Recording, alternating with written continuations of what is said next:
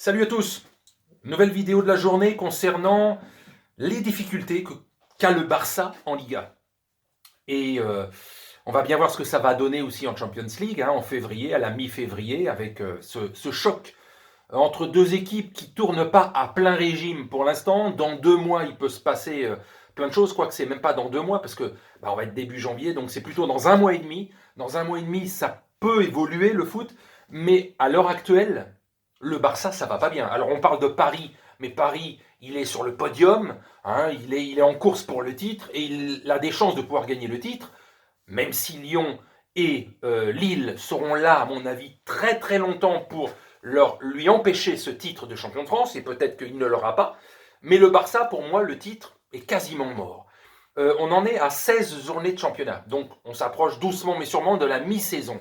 Ils sont sixième je crois, 7 points du leader. D'accord? Ils ont 7 points de retard. Mais il ne faut pas croire que les équipes qui sont devant, notamment l'Atlético Madrid ou la Real Sociedad ou le Real Madrid, vont s'écrouler. C'est pas le Barça, je le sens pas du tout cette saison, qui va faire une série de 5-6 victoires consécutives, pendant que le Real, l'Atlético ou la Real Sociedad vont perdre 5 ou 6 matchs consécutifs pour que eux leur passent devant. J'y crois pas du tout. La difficulté du Barça n'est pas d'aujourd'hui, mais ce match prouve la difficulté qu'ils ont, déjà sous l'ère Kike 7e, et puis là, même avec Coman, je veux dire Coman Ronald, Ronald Coman, on va le mettre à l'endroit, finalement, est-ce qu'il est largement supérieur à Tourelle, si on compare le bilan, c'est pas terrible ce qu'il fait avec...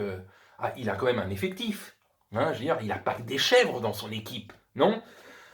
Ça n'arrive pas. Sixième du championnat et le bilan est de 7 victoires, 4 matchs nuls, 4 défaites. C'est-à-dire que quand tu additionnes les 4 matchs nuls, 4 défaites, ça fait 8 matchs. Il y a plus de matchs sans victoire qu'avec. Donc c'est un signe.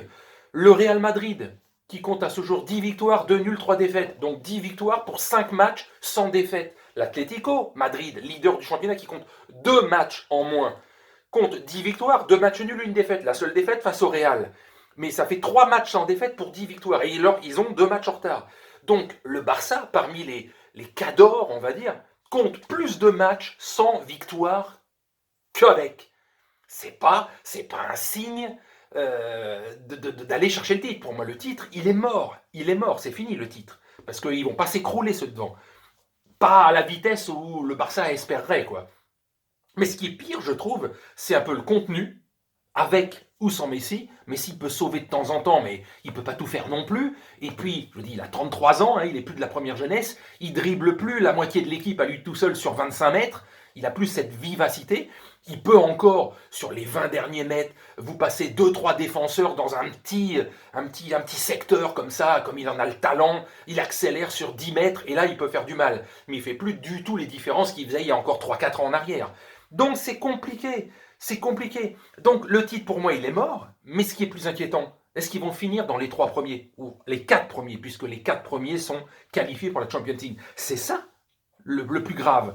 Parce que pour déloger l'Atlético Madrid et le Real Madrid du podium, c'est quasi impossible. Donc il va falloir se battre face à des équipes comme Villarreal, comme peut-être Séville, comme la Real Sociedad qui est devant justement, face à ces équipes-là pour espérer avoir peut-être la 3e voire 4e place du championnat. Mais c'est pas assuré. Faut qu'il arrête le Barça de laisser passer des points par-ci, par-là, par des défaites, par des matchs nuls et des trucs comme ça.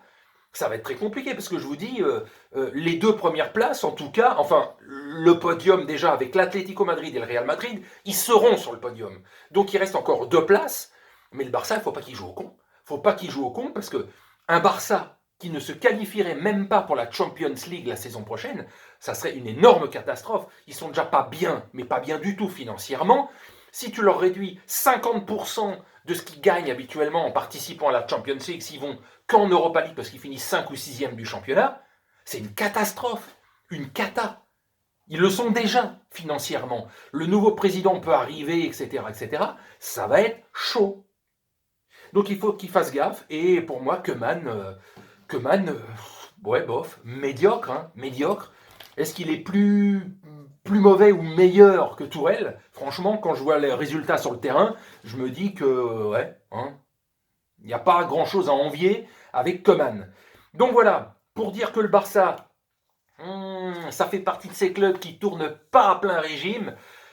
Ils ont toujours fini quand même sur le podium du championnat, même les 2-3 dernières saisons où c'était pas flamboyant tout le temps, je vous dis, avec qui est septième, etc. Dans le jeu, c'était pas toujours... voilà, la moitié des matchs, on s'emmerdait, quoi. Mais il y avait toujours Messi qui arrivait à sauver la maison, et un match sur 3, un match sur 4, où le Barça était vraiment à son niveau, avant de replonger pendant 2-3 matchs consécutifs dans un train-train, dans une médiocrité. Donc voilà, ça fait partie de ces clubs où de toute façon, ils ne peuvent pas être au sommet en permanence. C'est comme les joueurs, on ne peut pas rester au sommet. Il y a des passages un peu plus compliqués, des saisons un peu plus compliquées, où vous gagnez rien. Il n'y aura pas de titre peut-être, pas de Coupe d'Espagne, pas de championnat, pas de Ligue des Champions, voilà.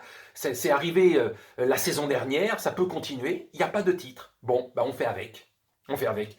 Mais le pire, c'est le contenu. Et le contenu, depuis plusieurs mois, je vous dis depuis la saison dernière déjà, m'inquiète un petit peu. Messi ne peut pas tout faire, et Messi n'est plus dans la forme qu'il avait quand il avait entre 25 et 30 ans, où là il était inarrêtable. Maintenant, on peut plus prévoir son jeu, même s'il reste quand même un top player. On va pas dire de conneries, évidemment que ça reste parmi le top mondial, mais celui qui a montré dans ce match qu'il pouvait faire un peu de différence s'il ne se blesse pas, s'il arrive à faire une saison quasiment dans sa globalité sans se blesser, c'est Ousmane Dembélé. Lui, il peut casser les lignes, il peut casser des reins, il peut casser tout ce que tu veux, il peut casser la voix, il peut tout faire. Et donc, lui, s'il ne se blesse pas, c'est l'un des rares joueurs qui peut faire la différence. Et Riqui Puig, Coman, il le fait jamais jouer. C'est comme Guardiola avec Mahrez. Il y a des choses que tu comprends pas. Riqui Puig, c'est un petit joyau de 20 ou 21 ans et qui, franchement, si rien que tu le fais jouer une mi-temps par match, il te fait des différences parce que c'est le genre de petit gabarit à la Iniesta, à la Xavi qui peuvent faire sacrément des différences. Mais le mec, il le fait jouer un match sur 3, 10 minutes. Qu'est-ce que tu veux faire avec ça, quoi? Enfin bon. Allez, sur ce, je vous salue et je vous souhaite une bonne soirée. Salut!